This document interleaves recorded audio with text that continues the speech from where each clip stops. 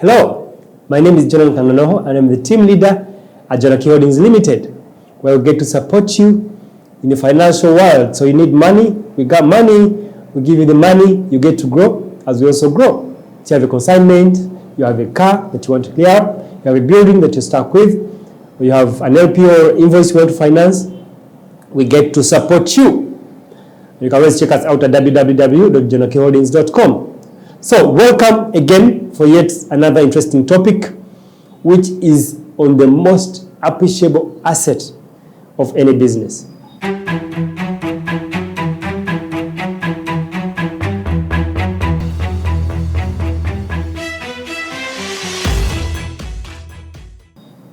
The most appreciable asset of any business. It could be money lending business, because I'm playing in the financial industry, so it could be any other business. But this is an asset that cuts across. And this is none other than the human resource, the human capital. That is the most appreciable asset, an asset that appreciates in value. But you see, the asset does not appreciate in value until you're intentional about its appreciation in value. But it's important that you have the staff in your business, you make sure that they appreciate in value. And what do you do to appreciate the assets in the business, who are the human resource? By training them, constantly training them, consistently training them. But after training them and equipping them, what do? You challenge them, because challenging someone equips them for a subsequent growth level. If I've been playing at level A and you train me and challenge me at level B, that means I'm going to step up to reach level B. If you train me for level B and challenge me for level C, that means I'm going to step it up and, raise the ladder to reach level C. And that's how people even raise in the corporate ladder. That's how it happens. So the most appreciable asset in business. So you could be there and you're just starting and you're saying, look, I only have one staff, or I only have two staff, or it's only me. So this is going to help you a lot, because I want to share with you 3 things that you have to look at when you're recruiting. Because you see, if it is the bad staff, if the staff is bad, probably if he has character issues, if he has integrity issues, even if you train them like how, they will still have issues. They will just multiply the issues that they have. You see, I have a challenge at Lago Branch Holdings Limited. That means if I'm going to scale up and get other branches from Lago Branch or other franchises, I'm only replicating the challenges or the problems or the gaps of Lago Branch. So same applies to the staff. So if you have challenges with the staff that you have at hand, that means if you're going to recruit more staff, before you know it, all the staff are just affected by one staff who is a bad staff.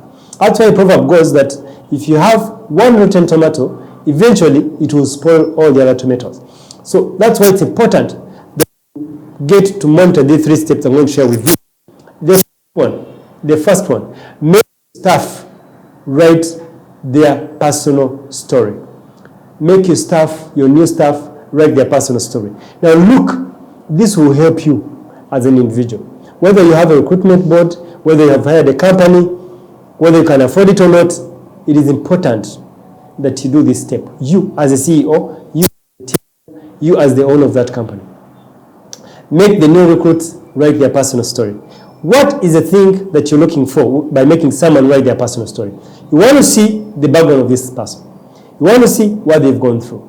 You want to see what they've experienced. You want to see what they've done before. You want to see basically their background. Because I've come to confirm that people who have come from a well-to-do background tend to perform way less than people who have come from a humble background. Now you can contest that, but it's something I've been monitoring and something that I have actually seen. So I'm speaking at a practical point of view. So as you're seeing someone's personal story, it is important that you take note of that. Because that someone who is coming from a humble background has something to lose. But also I've come to realize that these guys have some resilience that you somehow cannot explain. They are resilient, they are hardworking, they are committed, they put in extra. And you see, that's what is needed in business. Until you can put in extra, until you're resilient, because business has shocks. Businesses have challenges. Markets out there are not as easy. Clients are not as easy sometimes. So you actually have to get someone who is resilient, whom you can actually call him, look, There's a client that is available to serve on Saturday, and the person is not telling you, I'm at the beach. So you have to be dynamic. I know I can say it, but you have to be dynamic. So in recruiting someone, it's important that you look at their personal story. Someone who can actually sacrifice, someone who can step out of their comfort zone, because sometimes business is not about comfort. It is sometimes beyond comfort, especially if you want to serve beyond service, to serve beyond self. It is important that you step out of your comfort zone. So it's important that you make them write their personal story. I'm not saying this is the final one, but it's important that, as they write their personal story, you can actually double check and verify it. Because ultimately, it's important that you do 2 or 3 interviews with the person. Because this is the most appreciable asset. So you had better get a right asset. Because the moment you get a wrong asset, you'll appreciate the negatives in that person. And before you know it, it's spoiling all the other stuff. Isn't it? So that means you can conduct an interview from the personal story, but also get to interact with them one-on-one to verify that personal story. You can even take them for a coffee or for shopping.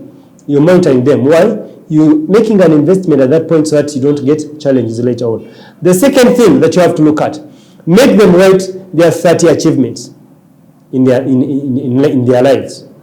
30 achievements. Let them write down the achievements. Because look, someone has come from primary to secondary to probably a university or college, and they've been working for 2 or 3, 4, 5 years. At least they should have something that they have achieved. They should have something that they can show for their efforts. They should have something that they have done for themselves. Because you see, for someone who has achieved something, it is an indicator that they are zealous, that they are achievers, and ultimately they'll have a positive impact on your company. Because look, if you employ someone who has not achieved anything, that means he can even curtail your progress and make your business not achieve anything. Why? Because we replicate who we are. Businesses are a replica of who we are. So that means if I employ staff who have not achieved anything, that means they're going to replicate themselves in my business. And ultimately, the business might not achieve what it is that it intends to achieve. And that's why the guys who are high-end achievers are the ones who are even the best performers. They are the ones even who are even hired competitively in the industry. Because ask yourself, there are many job seekers, but there's also those individuals who are even interested in applying for jobs. As a CEO, you actually call a person, you tell them there's this advert, please would you consider applying for it? Please, can you please consider coming over and working with us? That's why there's handpicking. Some of the guys are even handpicked. Why? Because they are achievers. They have proven results, they have proven records, and ultimately that means they can impact your business. So make them write at least 30 achievements at their personal levels, because it will have an implication on the progress of your business. The final one and the last one is make them write their 30 aspirations. What is it that they aspire to do? What is it that interests them? Why are they working? What is their why? Why are they working with you? Why would they wish to work with you? What is their aspiration in the future? What would they want to have? Because this shows you a picture of what it is that someone wants to achieve. This will guide you on how to make them vulnerable, on how to appreciate their values.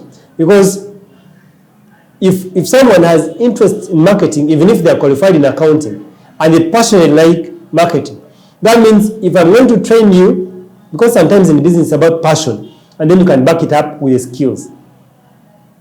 So if he has passion for a particular thing, that means you can even train them for a skill and they'll deliver. So make them, this can help you if they write their achievements, their aspirations, it can help you place them in their right spots. If someone has passion for marketing, it will help you place them in the marketing department. If someone has passion for accounts, it will help you that even if they have other qualifications in other areas, you can reposition them to that very spot. I've seen some drivers. A person is a driver, but ultimately his qualification or his passion is in marketing. And before you know it, the person who joined as a driver is now the head of marketing. The person who joined as a driver, because of his passion for numbers, is now the accountant. Some of the companies even sponsor those people. They pay for them school fees. Why? Because of their passion. And because of that passion, they tailor it to the knowledge by skilling them or educating them. And before you know it, the person is at the top of their games and they're excelling. So it is important that you understand people's passions, because look, this is the most appreciable asset of your business. It is the most appreciable asset of the business.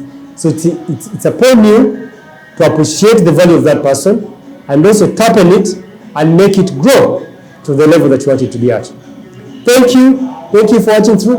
Comment, like, share this video, but also we look forward to always working with you, and always check us out at www.jonakholdings.com. Thank you and God bless you.